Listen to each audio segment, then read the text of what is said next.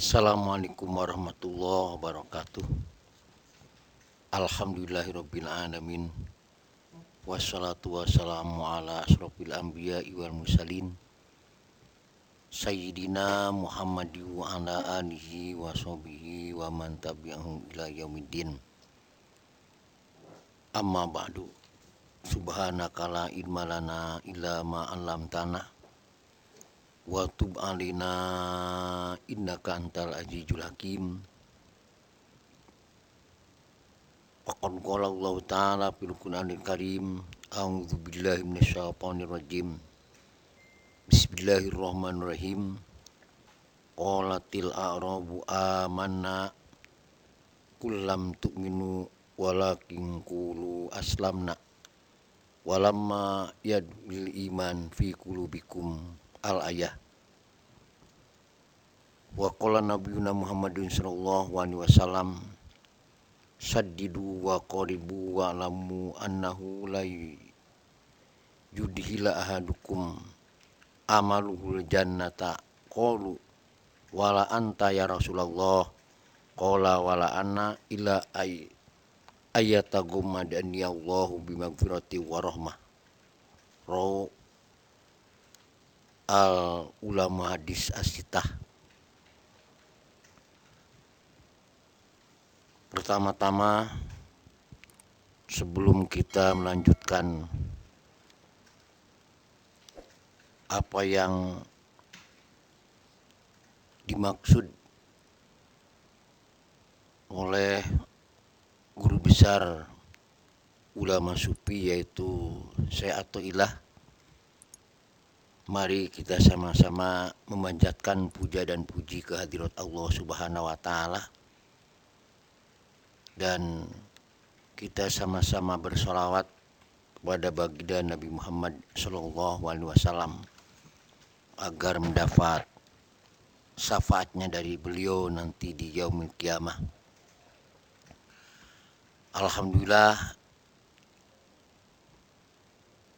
di hari yang cerah ini, hari Rabu,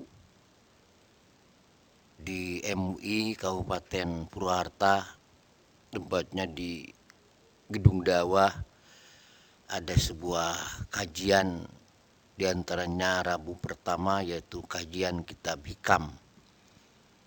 Dan kitab Hikam ini sudah dimulai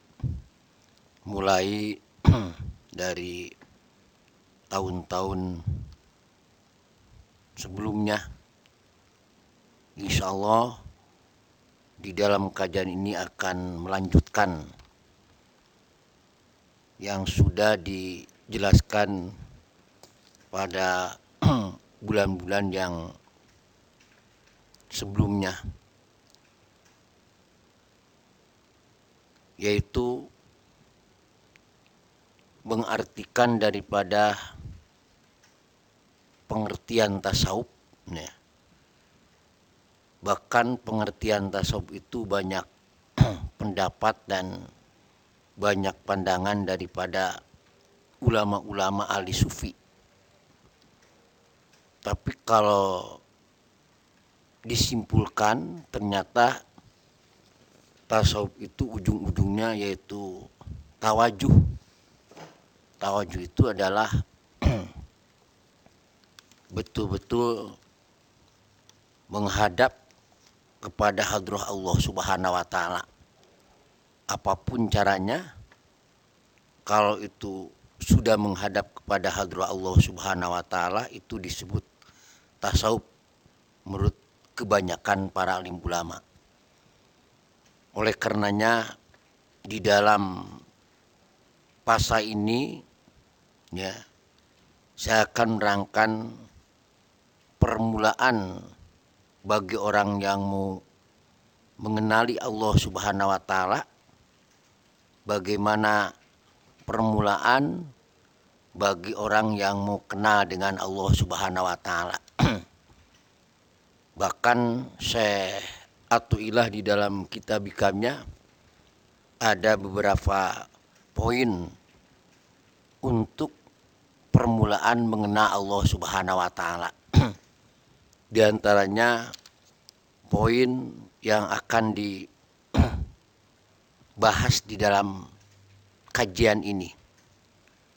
Pertama, bagi orang yang mau menuju dan mau mengena terhadap hadrat Allah Subhanahu wa taala, yaitu jangan sampai orang itu berpegang teguh terhadap amal. Sebab ketika berpegang teguh terhadap amal, maka ketika ada sesuatu yang mengecewakan, dia itu akan kurang daripada roja pengharapan terhadap Allah Subhanahu wa taala. Memang amal itu untuk jembatan untuk menuju rahmat dan pada Allah Subhanahu wa taala. Tapi yang mengasihi rahmat dan pada itu adalah Allah Subhanahu wa taala, bukan amal. Oleh karenanya amal memang harus, tapi jangan sampai berpegang terhadap amal, tapi harus berpegang kepada Allah Subhanahu wa taala yang akhirnya mendapat rahmat dan pada Allah Subhanahu wa taala. Di dalam hadis baginda Nabi Muhammad, saddidu wa qaribu wa alamu annahu la yudila ahadukum amalu al jannata.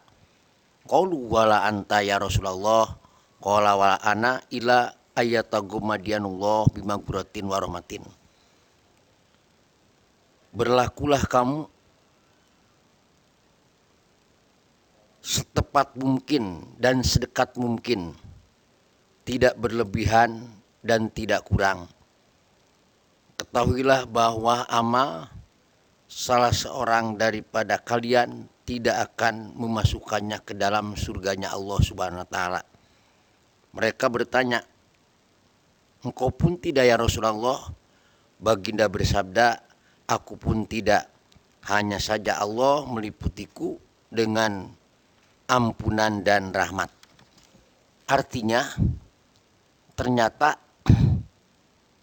yang bisa memasukkan pada surganya Allah Subhanahu wa taala yaitu bukan amal, tetapi rahmat dan fadl Allah Subhanahu wa taala yang diberikan kepada seseorang itu. Oleh karenanya ketika orang berpegang terhadap amal, maka ini akan menjadi permasalahan yang sangat tidak diharapkan. Menurut Syatu'ilah di dalam kitab Hikam, min alamatil itimad ala amal nuksonu roja inda wujudi jalal.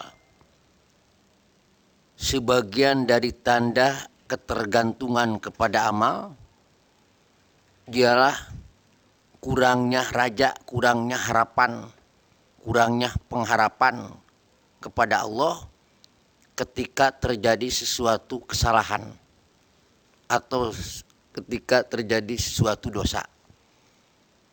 Menurut Syatu'ilah, daripada tanda-tanda ketergantungan kepada amal itu yaitu kurangnya pengharapan terhadap Allah SWT ketika ada sesuatu, ketika ada dosa-dosa yang akhirnya orang itu sudah tidak melanjutkan amal lagi karena kecewa dengan amal itu. Orang itu sudah kurang mengharap terhadap Allah. Ini tanda-tanda orang yang ketergantungan terhadap amal. Makanya bagi orang yang pemula atau permulaan yang mau mengena terhadap Allah Subhanahu wa taala, jangan sampai ketergantungan terhadap amal, tapi harus ketergantungan terhadap Allah Subhanahu wa taala yang insya Allah akan memberi rahmat dan padanya Allah Subhanahu wa taala. Oleh karenanya kita memang diharuskan, kita harus selalu dekatnya kepada Allah Subhanahu wa taala. Karena kesimpulan daripada hidup itu yaitu adalah wusul, adalah dekat dengan Allah Subhanahu wa taala. Tapi jangan berpegang terhadap amal, tapi harus berpegang pada Allah Subhanahu wa taala. Amal itu cuma wasilah, cuma syariat untuk menjemput adanya rahmat Allah Subhanahu wa taala. Toh yang memberi rahmat adalah Allah Subhanahu wa taala. Contohnya, kenapa kitab-kitab yang diturunkan oleh Allah Subhanahu wa taala begitu banyak, ada 104. Yang 104 itu dikumpulkan di dalam 4 kitab. Yang 4 kitab itu dikumpulkan lagi yaitu di dalam Al-Quran. Al-Quran dikumpulkan di dalam surah Yasin. Surah Yasin dikumpulkan di dalam surah Al-Fatihah. Dan Al-Fatihah dikumpulkan di dalam Bismillahirrahmanirrahim. Dan Bismillahirrahmanirrahim dikumpulkan di dalam baknya Bismillah. Maka ada istilah bi kana makana wa bi yakun mayakunu. Kenapa semua kitab yang diturunkan oleh Allah sehingga dikumpulkan di dalam baknya lafaz bismillah?